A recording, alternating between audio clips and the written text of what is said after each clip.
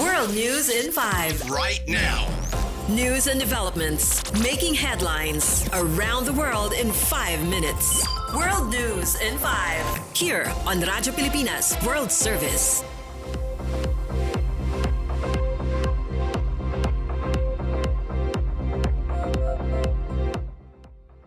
Good day, I am Peñano with today's World News in 5. Israel is seeking direct talks with Lebanon following a deadly wave of bombardments that has raised concerns over a fragile U.S.-Iran ceasefire.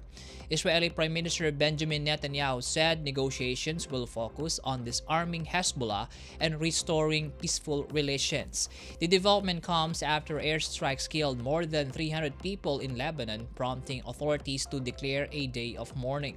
Meanwhile, tensions remain high as Iran warned it would retaliate and signaled possible changes in its control of the Strait of Hormuz, a key route for global oil supply.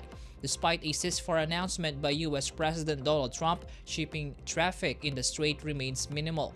Talks involving the United States, Iran, and regional partners are expected to begin soon as efforts continue to prevent further escalation.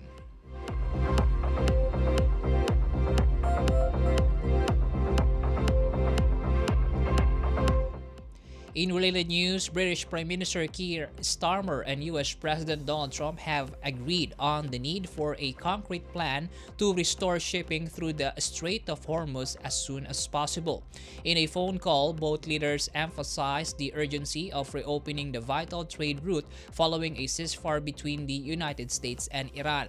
The waterway has remained largely blocked, causing major disruptions to global energy supplies. Trump also warned Iran against imposing fees on passing tankers amid reports suggesting possible toll charges. Despite the ceasefire, only limited shipping activity has resumed, raising concerns over continued instability in the region. Both leaders are expected to hold further talks as efforts continue to secure safe and free navigation.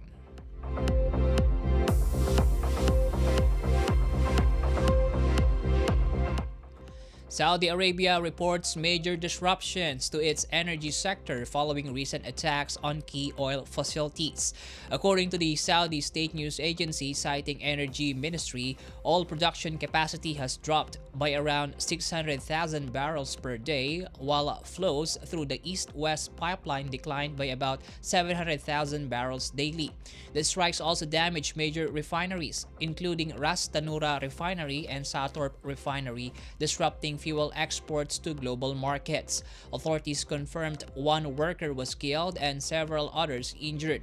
The attacks come amid escalating regional tensions involving Iran, raising concerns over global energy supply and pushing oil prices higher. Analysts warned prolonged disruptions could tighten supply and increase volatility in international markets.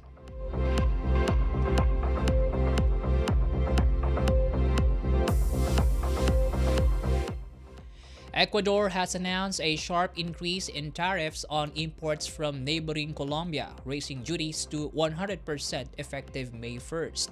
The government says the move comes after what it described as Colombia's failure to strengthen border security and curb drug trafficking.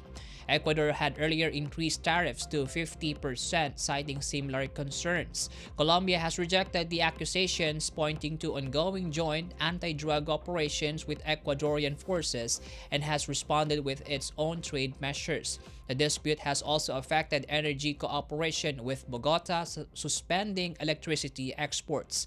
Officials warned the escalating trade tensions could impact key goods, including medicines and agricultural supplies.